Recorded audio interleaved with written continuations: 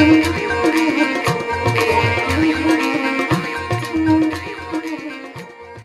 जोखिम से निकल कर फसल आए, सुरक्षित हो जाए। फसल बीमा से हर किसान अब आत्मनिर्भर हो जाए। संकट के समय प्रधानमंत्री फसल बीमा योजना किसानों के लिए वरदान है। अब सूखा पड़े या बाढ़ आ जाए, कोई डर नहीं। अब ओले पड़े या कीट पतंगे फसल खा जाएं, कोई फिक्र नहीं, क्योंकि हमने लिया है प्रधानमंत्री फसल बीमा। बुआई से फसल कटाई तक हर जोखिम का दावा, न्यूनतम प्रीमियम पर अधिकतम भुगतान का वादा। योजना से हर साल जुड़ रहे हैं 5 करोड़ से ज्यादा किसान। अब आपकी है बारी। नजदीकी कृषि कार्यालय, सहकारी समिति, बैंक शाखा, अधिकृत बीमा कंपनी या जन सेवा केंद्र में स्वेच्छा से करा सकते हैं पंजीकरण। फसल बीमा पोर्टल या फसल बीमा ऐप द्वारा भी कराया जा सकता है पंजीकरण। प्रधानमंत्री फसल बीमा योजना, आपकी फसलों का संपूर्ण सुरक्षा कवच। कृषि एवं किसान कल्याण मंत्रालय, भारत सरकार। किसान वाणी कार्यक्रम सुनने वाला सभी किसान भाई बहनों ने आपका साथी बद्रीलाल लोधा और मुकेश कुमार को गणो गणो राम राम। राम राम भाई मुकेश, राम राम। राम राम राम। और देखो आज गुरुवार है और हर गुरुवार ने फोन इन कार्यक्रम को प्रसारण करियो जावे। तो आज को विषय कहीं है, योगी बता दो। आज को विषय है पशुओं में खुरपका मुंह पका रोग, मंगला पशु बीमा योजना। मंगला पशु बीमा योजना। तो इससे पशुपालक भाई कैसा जुड़े, कैसा लाभ लेवे। मगर phone number 07432 STD code number है और फोन नंबर है 232593 यानी कि 232 593। तो अभी किसान साथी जुड़े और के बारे में जानकारी ले। डॉक्टर साहब अपना जो स्टूडियो में है उपस्थित है, उनको स्वागत करा। राम राम साहब। राम राम साहब। आज डॉक्टर साहब अपने साथ है गोपाल जी शर्मा, राजकीय पशु चिकित्सालय रिचवा से है। तो स्वागत है साहब आपको किसानों ने कार्यक्रम में। डॉक्टर साहब सबसे पहले आपसे यही पूछना चाहूँ, मंगला पशु बीमा योजना है कहीं है या ऐसा है, सभी देश के सभी ग्रामवासियों के लिए एक बहुत अच्छी योजना चल रही है। किसान रजिस्ट्री शिविर भारत देश में चल रही है। अपने अपने प्रदेशों में सभी जगह पे अपने अपने हिसाब से डेटों के हिसाब से चल रही है। तो सबसे पहली जो है, हर किसान भाई को जिसके पास खेती बाड़ी है वो अपनी जमीन की रजिस्ट्री जरूर करा लें, क्योंकि इससे और योजनाएं जो है प्रधानमंत्री जी की, उनसे वो आगे चल के वो वंचित रह जाएंगे। जैसे फसल बीमा योजना है, अन्य पेंशन योजना है, या वो खाद के वो 2000 रुपये आते हैं, 6000 रुपये और रिस्क के आते हैं। फसल बीमा योजना है, पेंशन है, अन्य चीज़ है। तो अन्य लाभों से वंचित रह जाएंगे। तो पशुपालक या किसान भाइयों को मैं सबसे पहले यही कहना चाहूँगा कि अब वो अपनी जो भी ज़मीन है उनकी खेती बाड़ी की, उसकी किसान रजिस्ट्री जरूर करवाए। अगर नहीं करवाए तो इन सब फायदों से वंचित रह जाएंगे। इसी के साथ साथ हमारी एक योजना चल रही है, मंगला पशु बीमा, मुख्यमंत्री मंगला पशु बीमा योजना। तो मुख्यमंत्री मंगला पशु बीमा योजना इतनी लाभदायक है पशुपालकों के लिए कि इसमें दूध देने वाले जो पशु हैं, गाय है, भैंस है, भेड़ है, बकरी है, और वैसे ऊंट का भी है इसमें। तो उसमें इनका पशुपालक भाई बीमा कराएं। इसका निःशुल्क बीमा हो रहा है। उनको पैसा नहीं देना, पैसा गवर्नमेंट सरकार देगी। जो भी बीमा की राशि है उनकी जो भी किस्त बनती है वो 1 साल की वो सरकार जमा कराएगी। और उनका तो 1 साल के लिए फ्री बीमा हो रहा है। और कोई भी अनहोनी की जो मृत्यु हो जाती है उस पे अगर मर जाएगा जानवर तो बीमा कंपनी उसको तुरंत पैसे देगी। 1 साल को है? हाँ, 1 साल का बीमा है। अच्छा, कितना पशु होने चाहिए, कशा पशु होने चाहिए, कई शर्त है? ये काम जन आधार कार्ड से हो रहा है जी। तो एक जन आधार कार्ड के बगैर तो होगा भी नहीं, बिल्कुल ठीक है। तो सबसे पहला जन आधार कार्ड होना जरूरी है। और एक जन आधार कार्ड पर वो 2 दुधारू पशुओं, दूध देने वाले पशुओं का बीमा करा सकता है। और 10 भेड़ या 10 बकरी का करा सकता है एक जन आधार कार्ड से, और 1 ऊंट का करा सकता है। एक जन आधार कार्ड का जो नंबर है उस पर 2 दूध वाले जानवर का बीमा करा सकता है। और भेड़ बकरी में 10 की यूनिट बनाई गई है। कौन पशुपालक भाई पात्र रहेगा? हाँ, हर वो इंसान जिसके पास दूध देने वाला पशु है, ऊंट है, गाय है, भैंस है, बकरी है, भेड़ हैं, तो वो सभी जो है पात्र हैं। लेकिन इसमें सबसे पहले जन आधार कार्ड होना बहुत जरूरी है। बिना जन आधार कार्ड के उसका नहीं हो पाएगा। और एक चीज विशेषकर पशुपालक ध्यान रखें इसमें कि लोगों ने क्या किया कि नई नई जो मोबाइल की जो स्कीम आ रही है ना आजकल, तो इन्होंने क्या किया कि जो फायदे की स्कीम के हिसाब से वो पुरानी सिम फेंक दी और नई ले ली। तो उससे क्या हुआ कि जन आधार कार्ड में जो सिम जुड़ी हुई है वो जो यूज कर रहे हैं वो उससे अलग ही है। तो उससे उनका बीमा करने में, रजिस्ट्रेशन करने में, बीमा करने में बहुत दिक्कत आएगी। तो इसलिए जो है हमने जब रजिस्ट्रेशन किए थे पशुपालकों के जो है इसके लिए मुख्यमंत्री मंगला पशु बीमा योजना में, तो उसमें केवल वो मोबाइल नंबर चाहिए था जो जन आधार से जुड़ा हुआ हो। बहुत सौ के नहीं थे तो नहीं हो पाया। तो इसलिए जो है अब जो है रजिस्ट्रेशन की टारगेट तो पूरे हो चुके हैं। उन्होंने रजिस्ट्रेशन करा दी। करीब 21 लाख का टारगेट था पूरे राजस्थान में, 21 लाख पशुओं का, तो वो कंप्लीट हो गया। तो इसलिए रजिस्ट्रेशन उन्होंने बंद कर दिया। अब बीमा वाली स्टेज चालू हो चुकी है। तो अब जिनके रजिस्ट्रेशन हो गए, अब हम उनके पशु को देख करके उनकी स्वास्थ्य का कैसा स्टेटस है, कितना दूध देती है जानवर, उसकी कीमत कितनी है, वो लिखने के लिए हेल्थ सर्टिफिकेट जारी करने वाला प्रोग्राम अब चालू हो चुका है। यानी कि अभी तक तो पंजीकरण हो गया था पहले। अब वहाँ जाकर के देखेगा। अब उनका जो है हम हेल्थ सर्टिफिकेट बना करके बीमा के लिए प्रक्रिया चालू कर देंगे। उनकी पॉलिसी आ जाएगी उसकी। एक टीम जाएगी वहाँ। हाँ, टीम जाएगी। तो वहाँ जाकर के अब इन्होंने जिला स्तर पे एक जो है कोऑर्डिनेटर नियुक्त किया है, एक तहसील स्तर पे भी किया है, और तहसील वाले ने अपने नीचे जो है कई पंचायतों के हिसाब से 2-2, 3-3 पंचायतों पे अपने एजेंट बना दिए हैं। तो अब ये उनका जो है बीमा करने का काम चालू हो चुका है। सब इससे जुड़े कशा, मतलब कहाँ संपर्क करे पशुपालक भाई, कशा जुड़े, इससे कशा लाभान्वित होगा? अब तो नए तो जुड़ेंगे नहीं। जिनका रजिस्ट्रेशन हो चुका तो उसमें क्या होता है कि हम डॉक्टर की, जैसे हम डॉक्टर हैं तो हमारी आईडी से जो है एक लिस्ट खुलेगी। उन्होंने क्या किया, जितने रजिस्ट्रेशन हुए थे ना उन सबका जो है, उन जिन्होंने रजिस्ट्रेशन किए थे उन सबका जो है लॉटरी सिस्टम से बेनिफिशियरी की लिस्ट निकाली है। तो बेनिफिशियरी की लिस्ट के हिसाब से हम काम करेंगे। अब नए कैंडिडेट बीमा के लिए नहीं जोड़ सकते। जो बेनिफिशियरी लिस्ट है लाभान्वित होने वाले ऑनलाइन आ गई, उसके हिसाब से हमें उनके बीमे करने हैं। आखिर अब हो गया जो, पर अब अगले साल के लिए जागरूक हो जाओगे। अच्छा साहब, एक रोग है खुरपका मुंहपका, तो ये क्या है, ये इसके क्या लक्षण है? ये खुरपका मुंहपका रोग जो है हमारे भारत में बहुत खतरनाक बीमारी के रूप में पैदा हुआ है। ये जो रोग है, ये जिनके खुर जो है फटे हुए रहते हैं ना, डिवाइडेड वाले, जैसे घोड़े का एक पूरा वो रहता है, फटा हुआ नहीं है उसका, तो उनमें नहीं होगा। जो क्लोवन फुटेड एनिमल्स हैं, जिनके खुर जो है 2 उंगलियों में फटे हुए हैं, 2 हिस्सों में फटे हुए, हाँ, ऐसे जो है पशुओं में होने वाला बहुत खतरनाक रोग है, संक्रामक रोग है, और ये विषाणु से होता है, वायरस से होने वाला रोग है। इसमें क्या होता है, सबसे पहले मुंह में जो है छाले बनेंगे, बुखार आएगा, और पशु चारा पानी छोड़ देगा।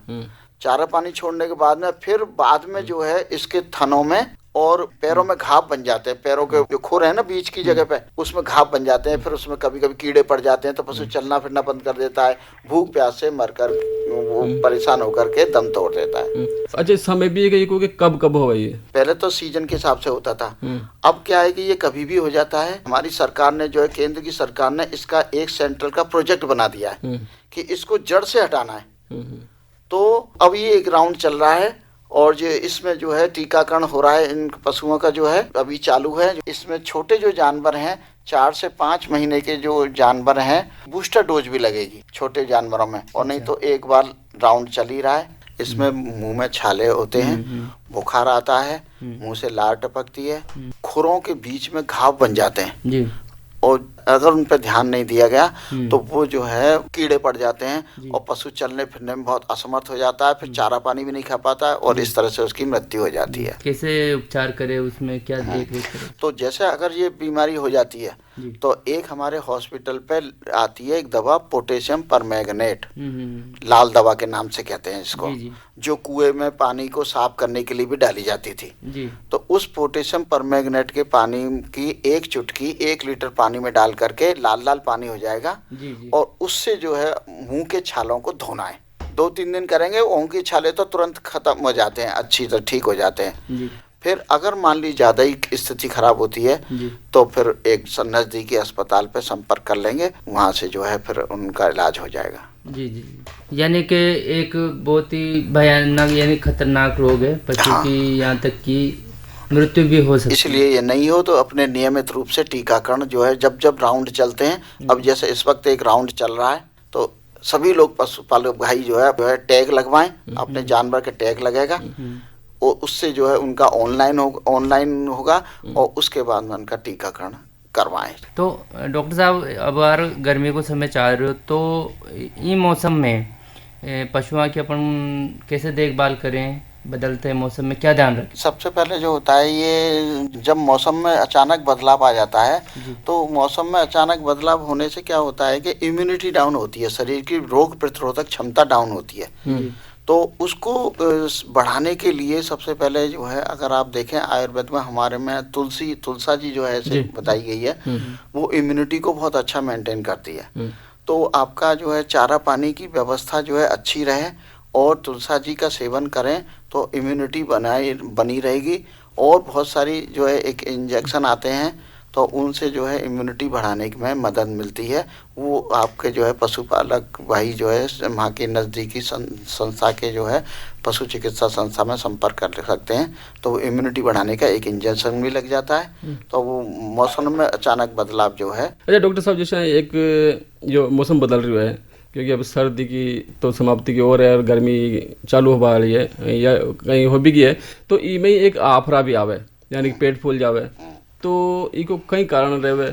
आफरा आने के जो है सबसे पहला जो कॉमन कारण है ये है हाजमा बिगड़ जाना जी। कोई पशुपालक क्या करते हैं, पहले कोई चारा खिलाते चले आ रहे हैं और अचानक ही उनके पास एक स्रोत खत्म हो जाता है तो दूसरा स्रोत चालू हो जाता है। तो वो क्या करते हैं, जो दूसरा स्रोत जो चालू होने वाला है उसको अचानक ही जो है डाल देते हैं, पहले वाले को जो है अचानक ही परिवर्तन कर देते हैं। तो क्या होता है, हाजमा बिगड़ जाता है। तो धीरे धीरे परिवर्तन करना चाहिए।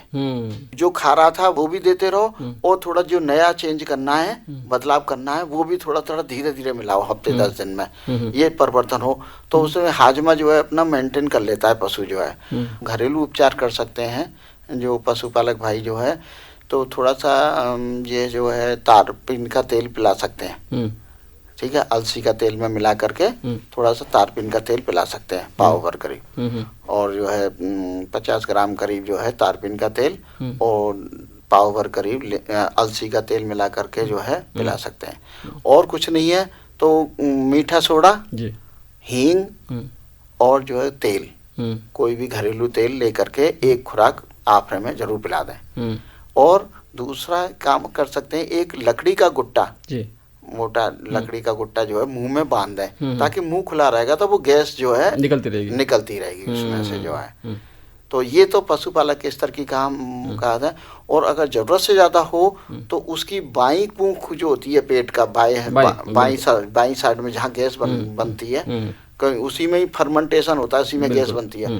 तो वो कोई भी नुकीली चीज जो है, मोटी सुई जैसे 16 नंबर की सुई आती है हमारे अस्पताल में, ऐसी लेके रखें, या मोटे कोई सुआ होता है कपड़े सीने का, वो कम से कम वही भोंक दें उसमें, वही उसमें ठूस दें, तो उससे थोड़ा छेद हो जाएगा तो उससे वो गैस निकल जाएगी। तो कहीं गैस क्या है, तुरंत मारती है जानवर को, कहीं उससे फेफड़ों का कनेक्शन, फेफड़ों के कांटेक्ट में आता है वो गैस वाला पेट, तो वो सीधे फेफड़ों को दबा करके मार सकता है। तो उससे बचत हो जाती है, फिर बाकी का वो तो इलाज हो जाएगा। पर थोड़ी सी ये प्रक्रिया अगर जानकार जो आदमी है, व्यक्ति है कोई, वो की देख रेख में करे तो बहुत बढ़िया बात है।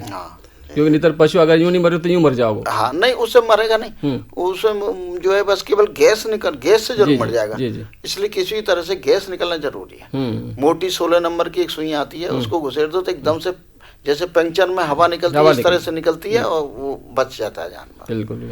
अच्छा सब, जैसे मैंने गांव में मसूर की दाल भी देखी कि मसूर की दाल के ताई तेल में थोड़ा वो उबाल के या गर्म करके वो भी खिला दे तो ये भी सही है कहीं? हाँ, ये एक प्रोटीन डाइट है जी, जो ज्यादातर जो है जो फर्मेंटेड जो प्रोडक्ट है ना, जो इजीली जिनमें सड़ान हो जाती है जल्द आसानी से, ऐसे जो भोज्य पदार्थ खाद्य सामग्री है उनमें गैस ज्यादा बनती है। डॉक्टर साहब आपके तक यहीं रुकूंगा, एक पशुपालक जुड़ गया है। राम राम साहब।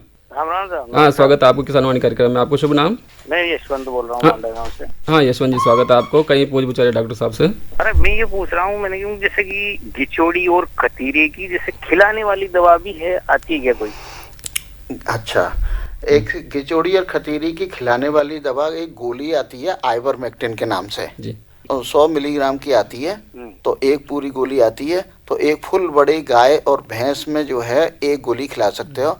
तो उससे वैसे तो मेन आइवरमेक्टिन का असर चमड़ी के इन्फेक्शन में है, लेकिन इसका कुछ असर उसमें भी पड़ता है। जो आइवरमेक्टिन का जो है वो गिचोड़ी विचोड़ी पे भी असर होता है इसका। एमजी भी है कुछ?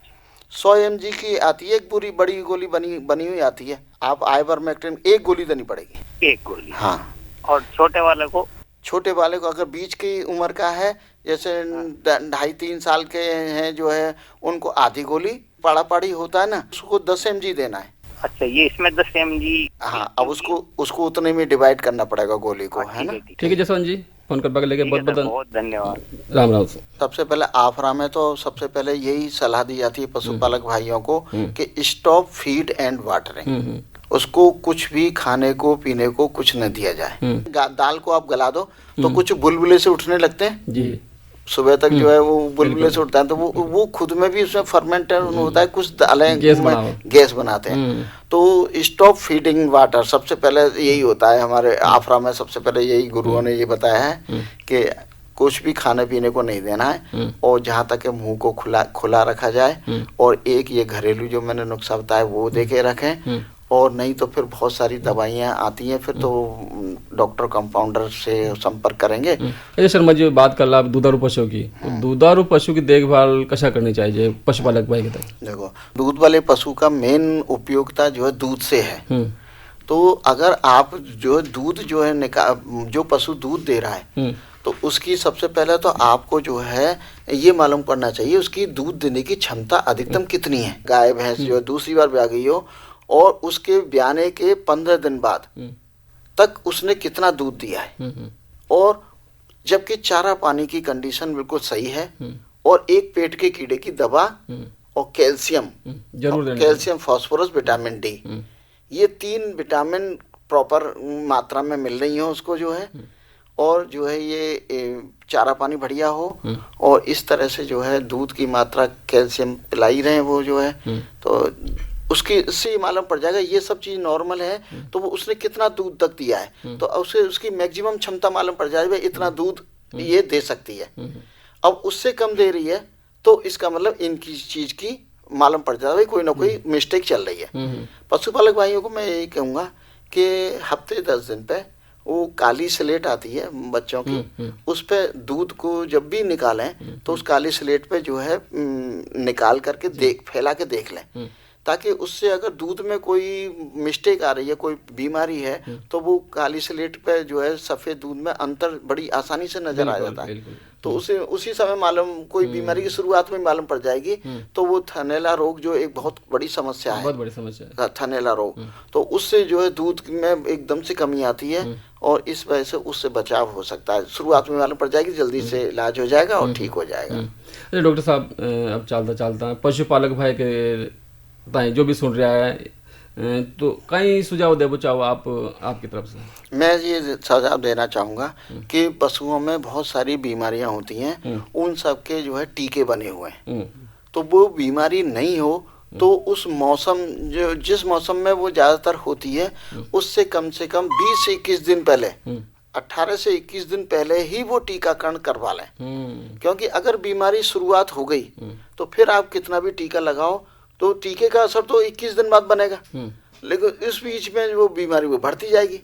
तो इसलिए जो है जिस मौसम में जो बीमारी होती रहती है उससे 20-21 दिन पहले ही जो है हर बीमारी का टीकाकरण करवा लिया जाए, और स्वच्छता रखा जाए, खाने पानी चारे पानी की व्यवस्था अच्छी रखी जाए, मौसम से जो है मौसम की तीव्रता से बचाव रखा जाए, बस यही सब।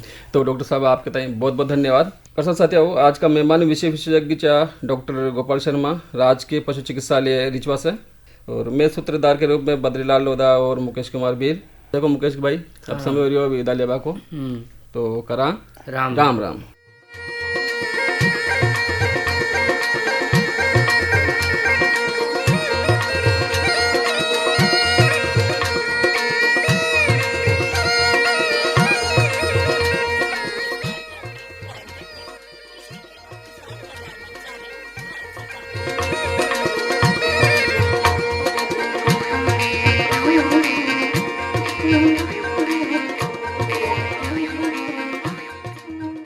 प्रधानमंत्री किसान मान धन योजना। मिलेगा पेंशन का सहारा, कृषक ना होगा बेसहारा, जुड़ेगा खुशियों से नाता, कटेगा सुख से बुढ़ापा, सुरक्षित होगा अन्नदाता, सुरक्षित होगा अन्नदाता।